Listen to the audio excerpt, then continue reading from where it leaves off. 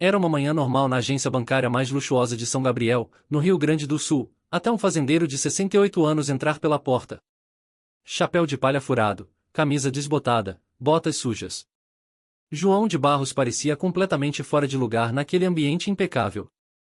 Quando ele pediu para transferir 15 milhões de reais, a agência parou e a risada cruel do gerente ecoou pelo salão. Se tiver saldo, te pago o dobro. Mas Rafael Nogueira não sabia com quem estava mexendo e ninguém esperava o que viria a seguir. João de Barros empurrou a porta de vidro da agência bancária, com suas mãos calejadas pelo trabalho na fazenda. O ar-condicionado gelado contrastava com o calor do sol, que ainda grudava em suas roupas simples.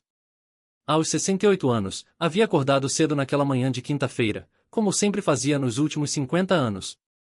Tomou seu café preto, olhou o gado no pasto e decidiu que era hora de resolver aquela pendência bancária pessoalmente. O chapéu de palha sujo cobria seus cabelos grisalhos. A camisa xadrez desbotada mostrava anos de uso honesto, e as botas empoeiradas ainda carregavam vestígios da terra vermelha da sua fazenda. No pulso, um relógio simples de plástico, o mesmo que usava há 20 anos. Nada nele gritava riqueza, nada nele sugeria poder. Era exatamente como gostava de ser visto, em um homem comum. Os outros clientes da agência, todos em trajes executivos impecáveis, se afastaram instintivamente quando João passou. Mulheres de salto alto sussurravam atrás de bolsas de grife. Homens de terno ajustavam suas gravatas com desconforto. O contraste era gritante. Ali estava um mundo de aparências, de status, de julgamentos baseados no que se vestia. Rafael Nogueira, o gerente da agência, observou toda a cena do seu escritório com paredes de vidro blindado. Aos 35 anos, Rafael se considerava um vencedor, formado em administração pela melhor universidade particular de Porto Alegre, MBA no exterior, carro importado na garagem e apartamento no melhor bairro. Seu terno italiano custava mais que o salário mínimo de 3 meses. Seus sapatos ingleses brilhavam como espelhos. Mais um que se perdeu, pensou Rafael, ajustando sua gravata de seda importada. Provavelmente nem sabe onde está. Ele havia construído sua carreira sendo impiedoso com os pequenos. Para Rafael, sucesso se media pela conta bancária, pelo endereço, pela marca do relógio. E aquele velhinho claramente não tinha nada disso. A recepcionista Alice, uma jovem de 23 anos que admirava Rafael, também notou a presença destoante.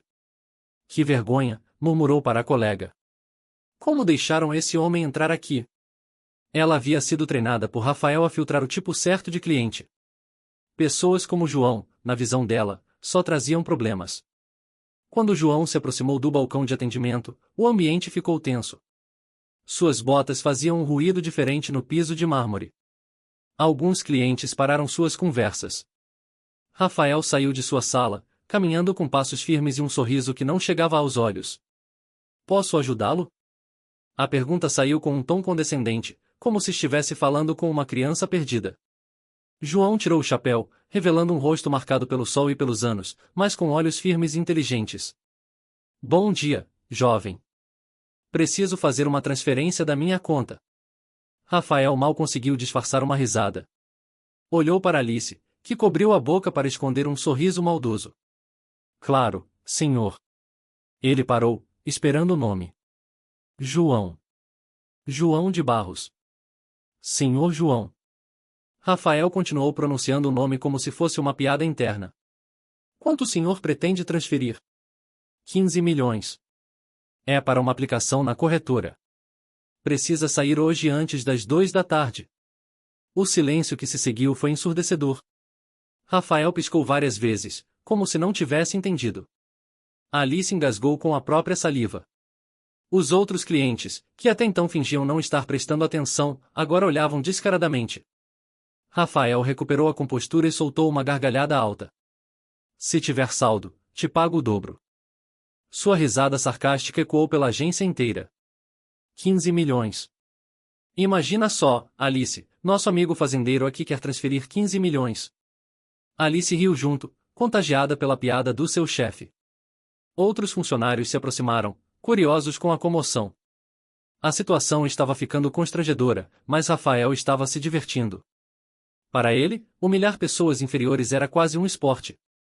O senhor tem certeza que não confundiu os números? Rafael perguntou, sua voz pingando sarcasmo.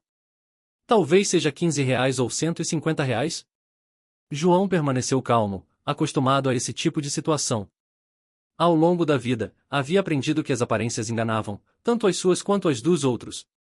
Ele sabia exatamente onde estava, sabia exatamente quem era e sabia que a justiça sempre chegava para quem tinha paciência. Não, jovem, respondeu com tranquilidade. São 15 milhões mesmo. Pode verificar a conta. Ninguém imaginava que aquele homem simples, de roupas humildes e jeito pacato, era o principal acionista do banco. A tempestade estava apenas começando e Rafael Nogueira não fazia ideia do furacão que havia acabado de provocar. Para entender quem era realmente João de Barros, é preciso voltar 50 anos no tempo, quando um menino de 10 anos caminhava descalço pelos campos de uma fazenda que não pertencia à sua família, no interior do Rio Grande do Sul. Nascido em uma família de trabalhadores rurais, João conheceu a pobreza de perto, mas não a amargura que ela costuma trazer. Seu pai, Pedro de Barros, trabalhava de sol a sol em terras que não eram suas. Suas mãos calejadas carregavam o peso de uma vida inteira dedicada ao trabalho honesto. Sua mãe, Dona Lúcia, costurava para fora até altas horas para complementar a renda familiar, seus dedos marcados por milhares de pontos dados à luz de lamparina. O pequeno João já ajudava na roça desde cedo, mas tinha algo que o diferenciava dos outros meninos da região, uma sede insaciável de aprender que parecia não ter fim. Enquanto os amigos brincavam após o trabalho, correndo pelos campos e pescando no riacho, João estudava à luz de lamparina. Lia tudo o que conseguia encontrar. Jornais velhos que chegavam à fazenda com semanas de atraso, livros emprestados da pequena biblioteca da cidade, até rótulos de produtos que encontrava pelo caminho. Sua professora da escola rural, Dona Elza Santos, uma senhora de 60 anos que havia dedicado a vida à educação, foi a primeira a notar seu potencial excepcional. Esse menino vai longe, dizia ela para quem quisesse ouvir, com orgulho que brilhava nos olhos cansados. Tem uma inteligência que não se ensina, é dom de Deus. Ela chegou a emprestar livros pessoais para João, sabendo que cada página seria devorada com a fome de quem via no conhecimento a única ponte para um futuro melhor. Aos 15 anos, quando muitos de seus colegas já haviam abandonado os estudos para trabalhar em tempo integral, João tomou uma decisão que mudaria sua vida. Pegou uma carona até a cidade grande, distante 80 quilômetros, e procurou trabalho como servente de pedreiro. Dormia em um quarto minúsculo que dividia com outros 3 trabalhadores. Acordava às 5 da manhã, trabalhava até às 5 da tarde e ainda encontrava energia para estudar à noite em um cursinho popular. Aos 18 anos, formado no ensino médio com as melhores notas da turma, João fez uma promessa solene para si mesmo diante do espelho rachado do quarto onde morava. Sairia da pobreza, mas nunca esqueceria de onde veio. Nunca perderia a humildade que via como sua maior riqueza. Com o primeiro salário como pedreiro qualificado, fez algo que seus colegas consideraram loucura, comprou sua primeira ação da Petrobras. Eram apenas 10 ações que custaram quase todo o seu dinheiro economizado em meses. Mas ele tinha ouvido um empresário dizendo que era assim que os ricos ficavam mais ricos. As 2 décadas seguintes foram de sacrifício que poucos homens suportariam. João trabalhava como pedreiro durante o dia, enfrentando sol escaldante e chuvas torrenciais, e estudava contabilidade. À noite, muitas vezes chegando em casa às 11 da noite, apenas para abrir os livros e estudar até à 1 da manhã. Cada centavo economizado virava investimento. Cada real poupado era uma semente plantada para o futuro. Enquanto os colegas gastavam em bebida, jogos e diversões, ele reinvestia absolutamente tudo. Aos 25 anos, conheceu Ana Maria, uma professora primária de coração generoso, que viu nele não o homem simples que era, mas o homem extraordinário que poderia se tornar. Ela o apoiava incondicionalmente, mesmo quando passavam meses comendo apenas arroz, feijão e ovo, mesmo quando ele chegava em casa exausto e ainda se sentava para estudar. Um dia isso vai valer a pena, João dizia para ela nas noites mais difíceis, segurando suas mãos calejadas, e não é só para nós, é para mostrar que gente simples, gente como a gente, também pode vencer nesta vida. O primeiro grande investimento veio aos 35 anos. João havia juntado centavo por centavo dinheiro suficiente para comprar uma pequena fazenda que estava sendo leiloada por dívidas. Era um terreno de 200 hectares, aparentemente sem valor, com pastagens degradadas e uma casa que mais parecia ruína. Os outros interessados riram quando viram o pedreirinho fazendo lances. Mas João viu algo que os outros não conseguiam enxergar, um potencial infinito para a criação de gado e agricultura. Nos 5 anos seguintes, trabalhando 16 horas por dia, transformou aquela terra árida e abandonada em uma das fazendas mais produtivas e respeitadas da região. Introduziu técnicas modernas que havia aprendido em revistas especializadas, investiu em melhoramento genético do rebanho, diversificou as culturas. Os vizinhos que antes zombavam agora pediam conselhos. Com os lucros substanciais da fazenda, João começou a diversificar seus investimentos com a mesma paciência e sabedoria que havia transformado terra improdutiva em ouro verde. Comprava ações de empresas nas quais realmente acreditava. Investia em imóveis. Quando todos achavam que o mercado estava em crise, aplicava em títulos quando as taxas estavam nas alturas. Tinha um instinto natural para negócios que nenhuma universidade no mundo poderia ensinar. Era o instinto de quem conhecia o valor real das coisas. Aos 45 anos, João já era milionário várias vezes, mas absolutamente ninguém sabia. Continuava morando na mesma casa simples da fazenda, dirigindo a mesma caminhonete Ford velha que havia comprado usada 10 anos antes, vestindo as mesmas roupas humildes de sempre. Dinheiro não muda quem você é por dentro, sempre dizia para Ana Maria, se você era bom sendo pobre, vai ser bom sendo rico. Se era ruim sendo pobre, o dinheiro só vai mostrar isso mais claro. Foi nessa época que ouviu falar de uma pequena instituição bancária de São Gabriel que estava passando por dificuldades. Os donos queriam vender, mas ninguém acreditava no potencial da empresa. João viu uma oportunidade.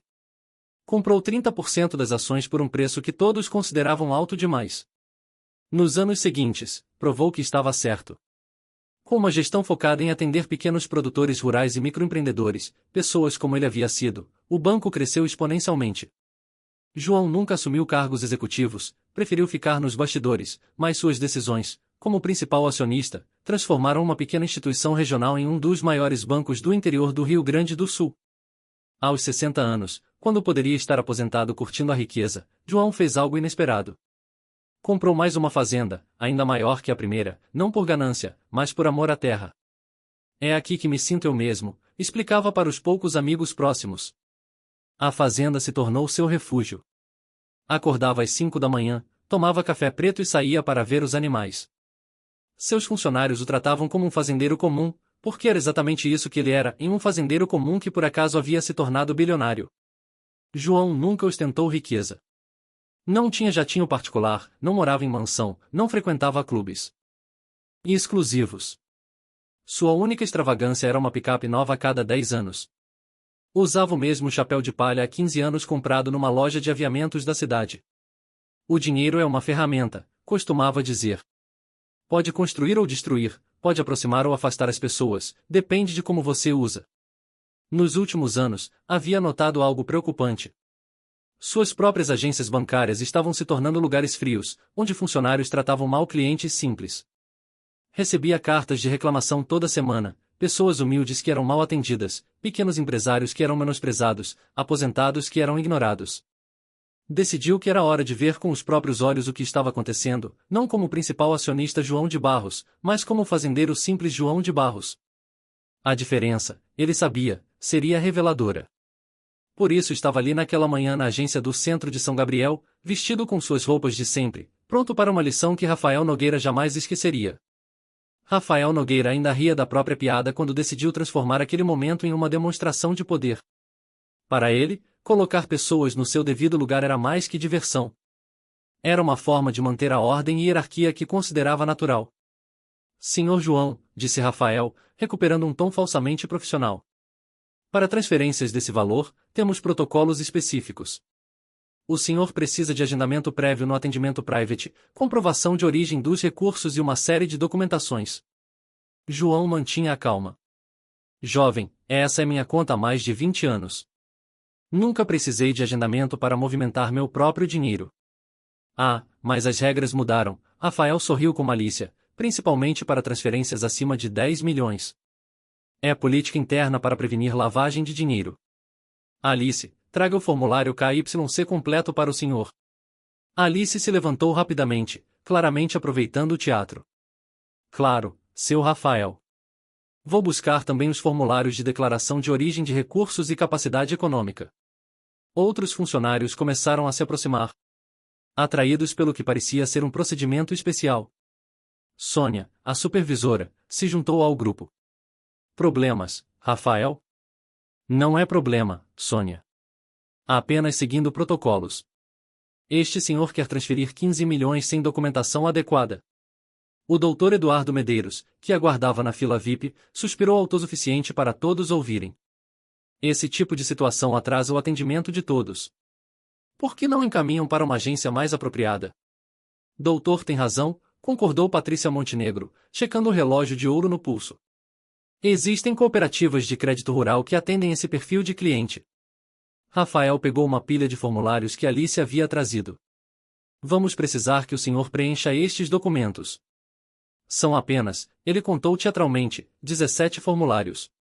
E também precisaremos de cópias autenticadas de comprovante de renda dos últimos 5 anos. Declaração do imposto de renda, comprovante de propriedade rural. Sem contar, Alice acrescentou com um sorriso venenoso, que transferências acima de 10 milhões só podem ser processadas com 48 horas de antecedência por questões de segurança. Marcos, o segurança, deu um passo à frente. Seu Rafael, se o senhor não tem a documentação, talvez seja melhor voltar outro dia. Está gerando desconforto aos outros clientes. Gustavo Silva, o empresário, balançou a cabeça com desaprovação. É exatamente isso que acontece quando se mistura a clientela. Cada um no seu quadrado, não é mesmo? João olhou para a pilha de formulários, depois para os rostos ao seu redor. Todos esperavam que ele se intimidasse, que saísse constrangido, que conhecesse seu lugar. Mas João conhecia muito bem seu lugar e era exatamente ali. Jovem Rafael, disse João calmamente. Me parece que vocês estão criando obstáculos que não existiam quando abri minha conta aqui. Esses formulários são necessários para todos os clientes. Ou apenas para quem vocês acham que não merece estar aqui? A pergunta cortou o ar como uma lâmina. Rafael sentiu um desconforto momentâneo, mas rapidamente retomou sua arrogância. São procedimentos padrão, Sr. João. Se o senhor tivesse movimentação regular de valores altos, já conheceria os protocolos. Que estranho, João murmurou, tirando o celular simples do bolso. Porque na semana passada transferi 20 milhões desta mesma conta para outra instituição e não precisei de nenhum formulário especial. O comentário causou um silêncio desconfortável. Rafael trocou olhares com Sônia, que sussurrou algo sobre verificar o histórico da conta. De qualquer forma, Rafael continuou tentando manter o controle. Hoje não será possível processar a transferência.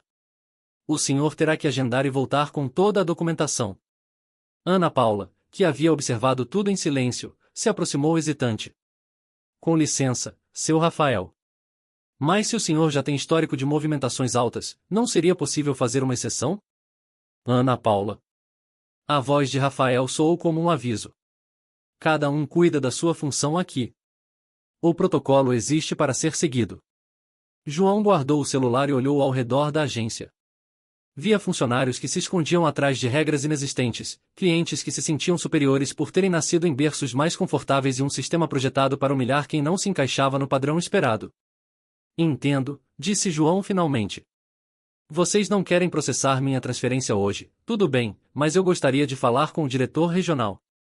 Rafael sorriu com satisfação. O diretor regional está em reunião externa, mas posso anotar seu recado. Não precisa anotar, João respondeu, sua voz mantendo o mesmo tom calmo. Eu espero. E foi então que João fez algo que ninguém esperava. Sentou-se numa das poltronas da área VIP e cruzou as pernas, claramente disposto a esperar o tempo que fosse necessário.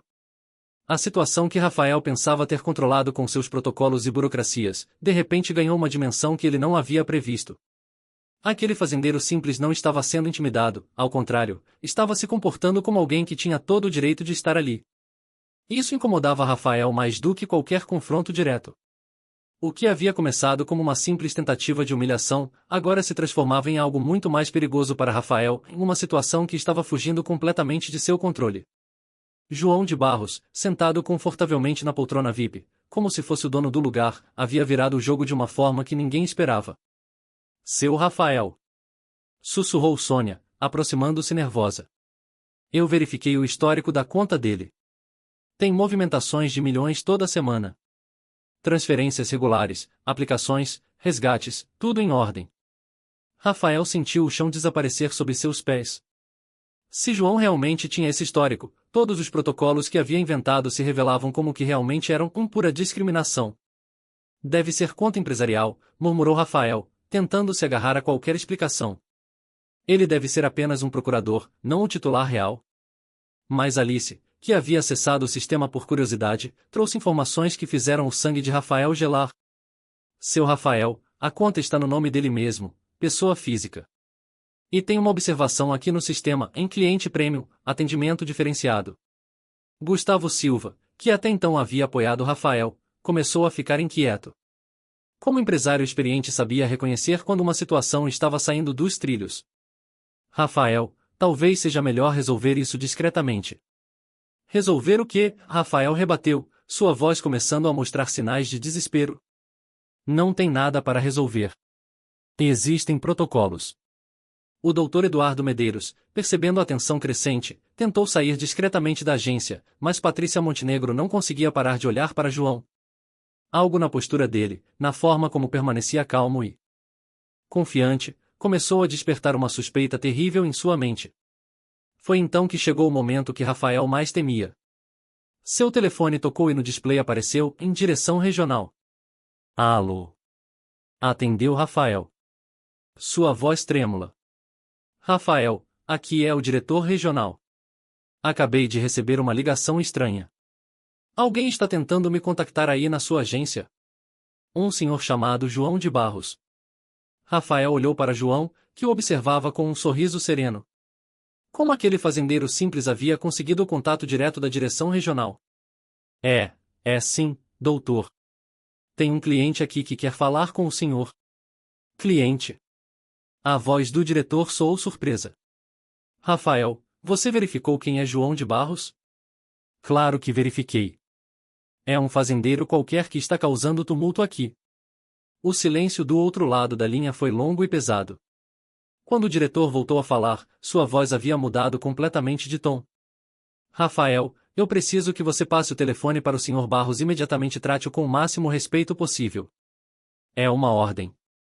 Rafael sentiu suas mãos tremerem.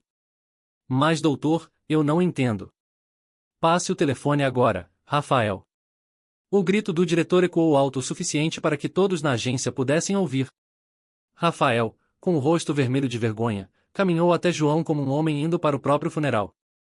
Senhor Barros, gaguejou, estendendo o telefone com mãos trêmulas. O diretor regional quer falar com o senhor. João pegou o telefone com calma, como se fosse a coisa mais natural do mundo. Alô, Ricardo, como está meu filho? A familiaridade no tom de João fez todos na agência prenderem a respiração. Aquele homem simples estava falando com o diretor regional, como se fossem velhos amigos. Estou aqui na agência central de São Gabriel fazendo uma transferência, mas parece que seus funcionários criaram uns protocolos novos muito interessantes. Enquanto João conversava ao telefone, uma transformação visível acontecia na agência. Funcionários que antes riam abertamente agora sussurravam nervosos entre si. Clientes que haviam feito comentários depreciativos começaram a suar frio. Sônia tentou se aproximar de Ana Paula. Você sabia quem ele era? Sussurrou. Não, Ana Paula respondeu. Mas isso não importa.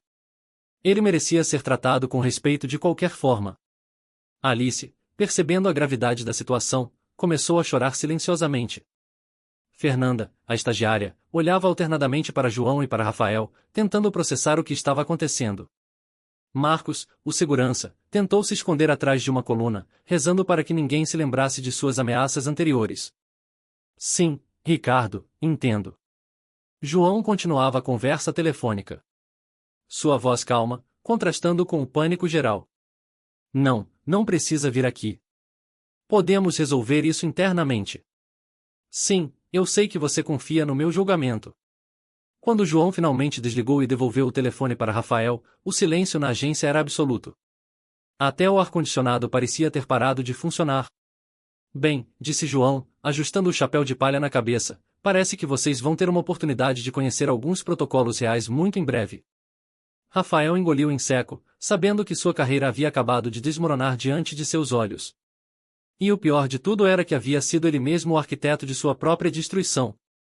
A situação havia escalado muito além de simples humilhação.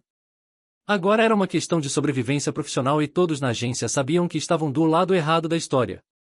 João de Barros tirou um tablet simples do bolso de sua camisa xadrez.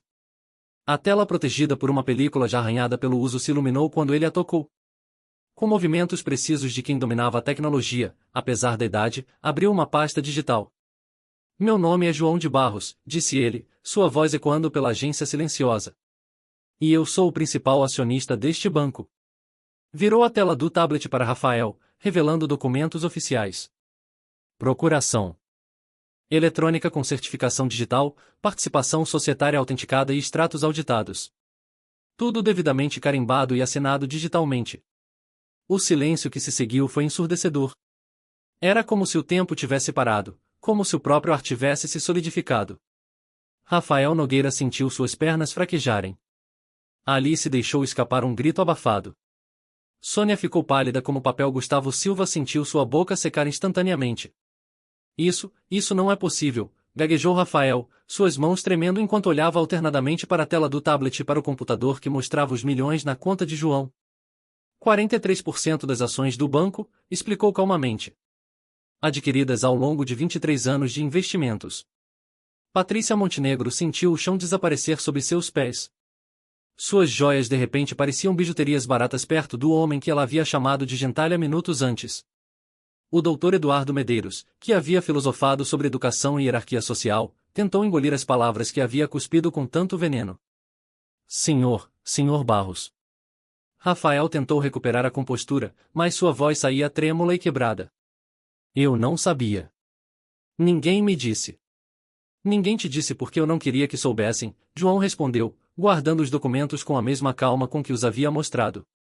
Nos últimos 6 meses, recebi 847 cartas de reclamação sobre o atendimento nas nossas agências. Pessoas humildes sendo maltratadas. Pequenos empresários sendo menosprezados, idosos sendo ignorados. Ele fez uma pausa, olhando ao redor da agência, seus olhos passando por cada pessoa que havia participado da humilhação. Decidi vir pessoalmente para ver como meus funcionários tratam os clientes que mais precisam de respeito e atenção. Ana Paula, a única funcionária que havia defendido João, estava boquiaberta. Ela havia defendido o principal acionista do banco sem saber, mas não se arrependia. Havia feito o que era certo. Senhor Barros.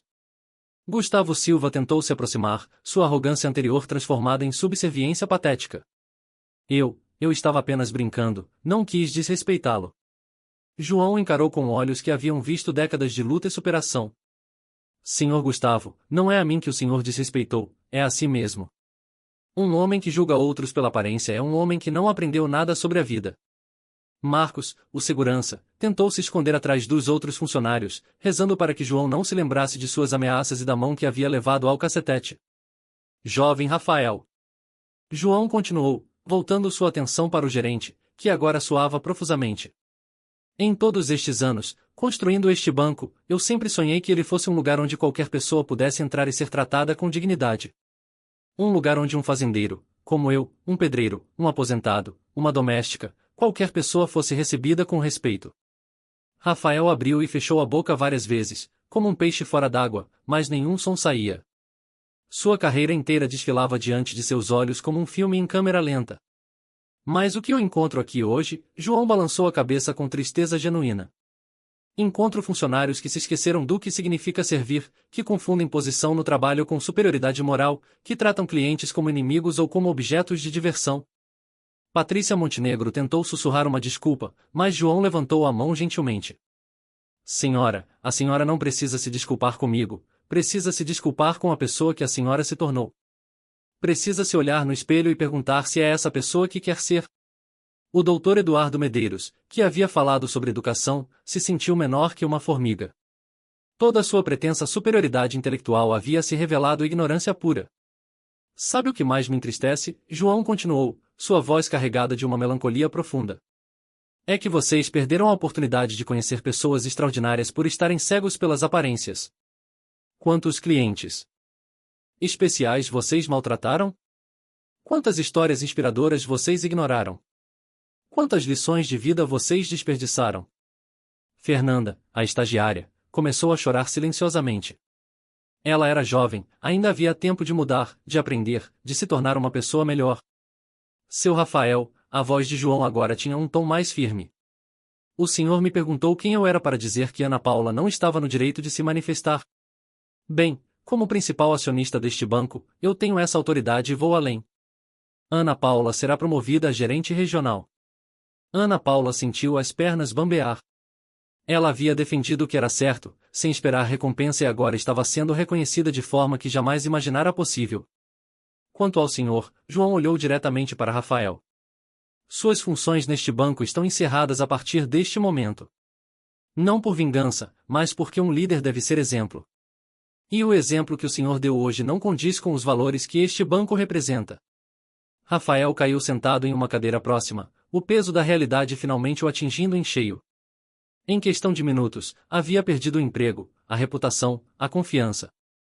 Tudo por causa de sua arrogância e preconceito. Sônia, João continuou. A senhora também está dispensada. Uma supervisora que participa e incentiva humilhações não tem lugar na nossa equipe. A agência inteira estava em estado de choque.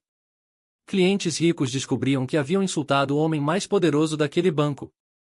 Funcionários que haviam rido e zombado agora temiam por seus empregos e reputações. Mas João de Barros, o homem simples de chapéu de palha e roupas humildes, não havia terminado. Ainda havia lições a ensinar e mudanças a implementar. A justiça estava sendo feita, mas de uma forma que ninguém esperava, com dignidade, sabedoria e uma calma que só vem de quem realmente conhece o valor das coisas importantes da vida. O caos que se seguiu à revelação de João foi como assistir a um castelo de cartas desabando em câmera lenta. Rafael Nogueira, que minutos antes era o rei da agência, agora estava sentado em uma cadeira com o rosto nas mãos, murmurando, e não pode ser real repetidas vezes. O homem que havia construído sua identidade sobre a humilhação dos outros descobria, da pior forma possível, que a vida tem uma forma peculiar de ensinar humildade. Alice, a recepcionista que havia agido com tanto desprezo, tentava desesperadamente se aproximar de João. Senhor Barros, por favor, eu não sabia. Se eu soubesse, jamais. Suas palavras saíam atropeladas, intercaladas por soluços de desespero. A jovem de 23 anos, que considerava Rafael seu mentor, agora via seu mundo profissional desmoronar diante de seus olhos. Senhorita Alice, João disse com a mesma gentileza que mantivera durante toda a aprovação. A questão não é o que a senhorita faria se soubesse quem eu era. A questão é porque tratou mal alguém que não conhecia. O respeito não deveria depender da conta bancária da pessoa. Sônia tentou uma última cartada para salvar seu emprego. Senhor Barros, eu tenho 3 filhos para sustentar. Por favor, me dê uma segunda chance. Eu posso mudar. Suas lágrimas eram genuínas. O medo do desemprego havia quebrado sua arrogância como um martelo quebra-vidro. Gustavo Silva, o empresário que havia filosofado sobre gente que não sabia seu lugar, agora estava pálido como papel. Sua concessionária dependia de financiamentos do banco para funcionar. Em sua cabeça, calculava rapidamente quantos contratos poderiam ser cancelados, quantos clientes poderiam fugir quando a história se espalhasse pela cidade. Senhor Barros, ele tentou, sua voz trêmula. Foi tudo um mal-entendido. Eu tenho o maior respeito pelo senhor e pelo banco. Senhor Gustavo, João interrompeu suavemente. O senhor não me respeitava quando pensava que eu era apenas um fazendeiro pobre. Por que deveria acreditar que me respeita agora, que sabe que sou rico? Patrícia Montenegro, a sociolite que havia falado sobre hierarquia social, estava em pânico absoluto. Sua posição na sociedade local dependia inteiramente de sua rede de relacionamentos com pessoas influentes. Ter insultado o principal acionista do maior banco da região era um suicídio social. Foi um engano terrível, ela exclamou, suas joias tremulando enquanto gesticulava nervosamente. Eu estou passando por um momento difícil, não estou sendo eu mesma. O doutor Eduardo Medeiros, que havia pontificado sobre educação e classes sociais, encontrava-se em um silêncio constrangedor. Como médico respeitado, ele sabia que a notícia se espalharia rapidamente pelos círculos sociais da cidade. Sua reputação, construída ao longo de décadas, estava em ruínas por causa de 15 minutos de arrogância. Mas foi Marcos, o segurança, quem teve a reação mais dramática. O homem grande e intimidador que havia oferecido seus serviços para retirar João da agência, agora chorava como uma criança. Senhor Barros, eu só estava fazendo o meu trabalho. O senhor Rafael mandou. Eu nunca faria nada contra o senhor. Sua devoção súbita era tão patética quanto sua arrogância anterior havia sido revoltante. Ana Paula, em meio ao caos, permanecia em estado de choque. A promoção inesperada ainda não havia sido totalmente processada por sua mente. Ela havia defendido um cliente por princípio, sem imaginar as consequências que isso traria. Agora se via no centro de uma transformação completa da agência.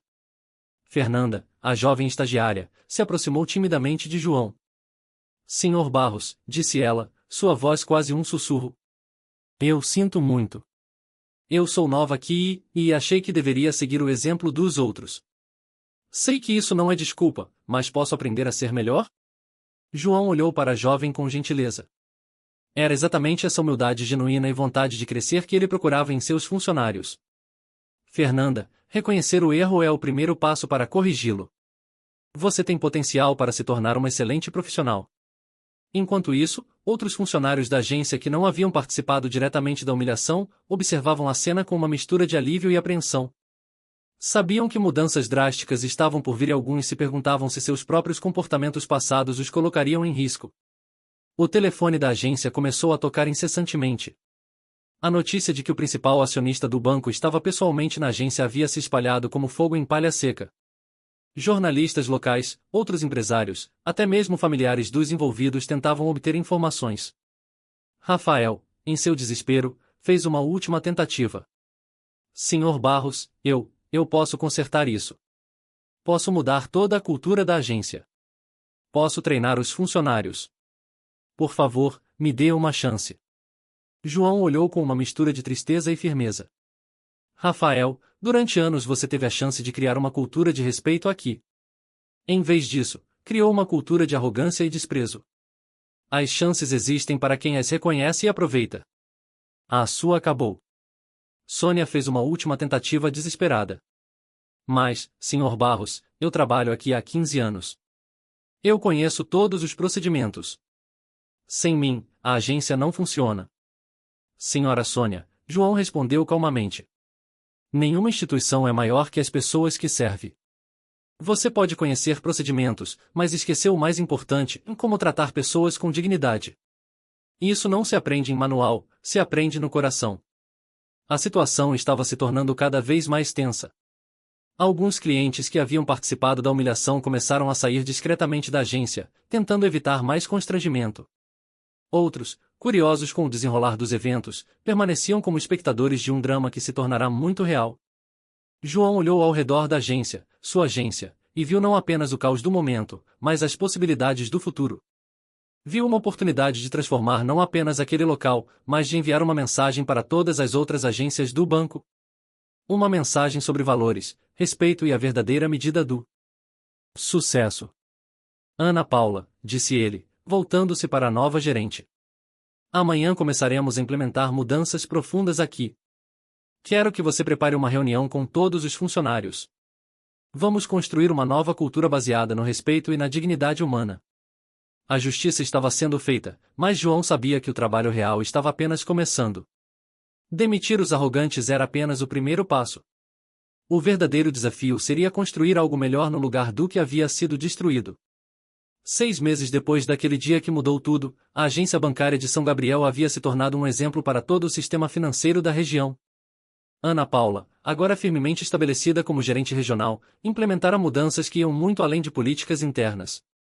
Havia criado uma revolução silenciosa na forma como pessoas simples eram tratadas. A primeira mudança havia sido simbólica, mas poderosa. Logo na entrada da agência, uma placa discreta, mas visível dizia: "Em aqui toda pessoa é bem-vinda, independente de sua aparência, profissão ou condição social." Não era apenas decoração, era um compromisso que todos os funcionários haviam abraçado de coração.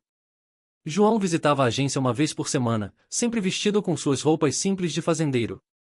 Mas agora cada funcionário o cumprimentava, não por ser o principal acionista, mas porque haviam aprendido a ver além das aparências. Mais importante ainda, tratavam todos os outros clientes com o mesmo respeito que dedicavam a ele. Fernanda, a jovem estagiária que havia pedido uma segunda chance, tornará-se uma das funcionárias mais queridas pelos clientes. Sua transformação foi completa em de uma jovem insegura, que seguia exemplos ruins para uma profissional confiante que criava exemplos positivos. Aprendi que respeito não é algo que se dá apenas para quem pode nos retribuir, ela costumava dizer aos novos estagiários, em respeito é algo que damos porque somos pessoas decentes. A história de Rafael Nogueira, no entanto, tomara um rumo diferente. Após ser demitido, ele passou semanas em depressão profunda. Sua arrogância havia custado não apenas o emprego, mas também a confiança da família e dos amigos. A esposa o deixou levando os filhos. Os amigos se afastaram. Ele descobriu da forma mais dolorosa possível que relacionamentos baseados apenas em status e aparências são frágeis como castelos de areia. Mas foi exatamente essa queda que se tornou sua salvação. Um dia, desesperado e sozinho, Rafael procurou João na fazenda. Encontrou o homem que havia humilhado cuidando de suas vacas, vestido com as mesmas roupas simples de sempre. Senhor Barros, disse Rafael, as lágrimas descendo por seu rosto magro. Eu vim pedir perdão, não para recuperar meu emprego. Sei que não mereço. Vim porque preciso que o senhor saiba que aprendi. Aprendi da pior forma possível, mas aprendi.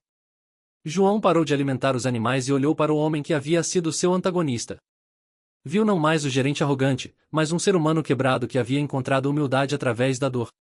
Rafael, disse João, o perdão é algo que eu lhe dou de coração, mas o mais importante é que você perdoe a si mesmo e use essa experiência para se tornar uma pessoa melhor.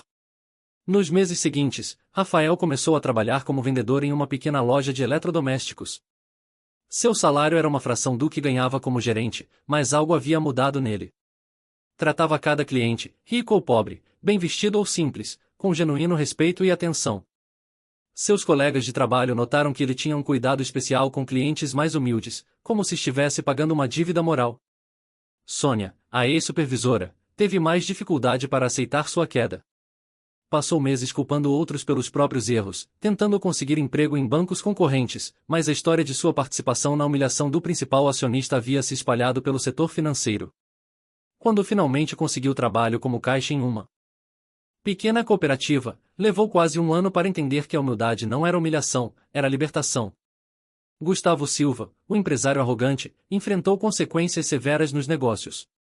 Muitos clientes cancelaram contratos, não apenas por medo de represálias do banco, mas porque a história revelou seu verdadeiro caráter. Sua concessionária quase faliu e ele se viu forçado a demitir funcionários que considerava inferiores. A ironia não passou despercebida. O homem que julgava outros pela condição social descobriu na própria pele o que significava ser julgado. Patrícia Montenegro se tornou uma pária social. As mesmas amigas que riam de seus comentários cruéis agora a evitavam em festas e eventos. Descobriu que sua posição social era mais frágil do que imaginara. Sozinha e rejeitada, começou a frequentar trabalhos voluntários em asilos e orfanatos, não por publicidade, mas porque precisava reconectar-se com sua própria humanidade. O doutor Eduardo Medeiros, talvez por ser mais velho e sábio, foi quem melhor processou a lição. Procurou João algumas semanas após o incidente e teve uma longa conversa sobre privilégio, educação e verdadeira sabedoria.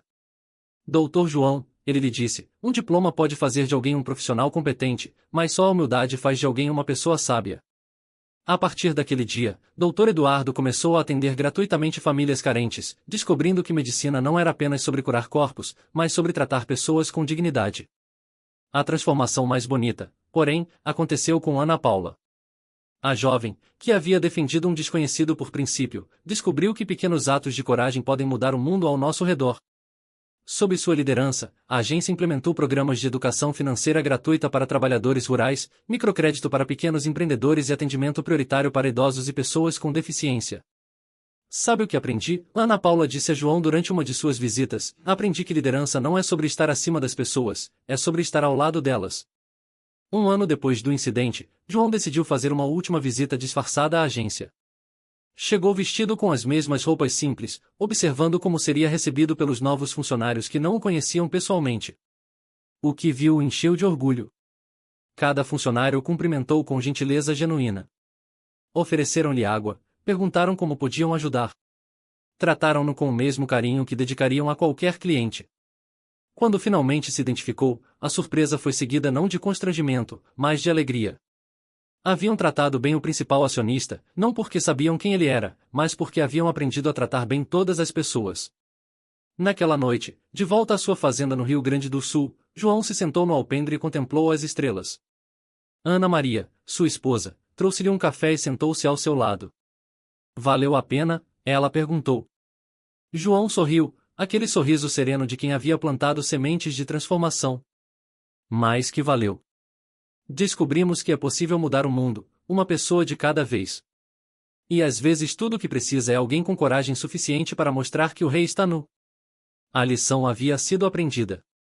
A justiça havia sido feita e, mais importante, vidas haviam sido transformadas. Não apenas as dos arrogantes que aprenderam humildade, mas também as dos humildes que descobriram sua própria força. E João de Barros, o homem simples de chapéu de palha, havia provado que a verdadeira riqueza não se mede em dinheiro, mas na capacidade de levar outros e criar um mundo mais justo e respeitoso para todos.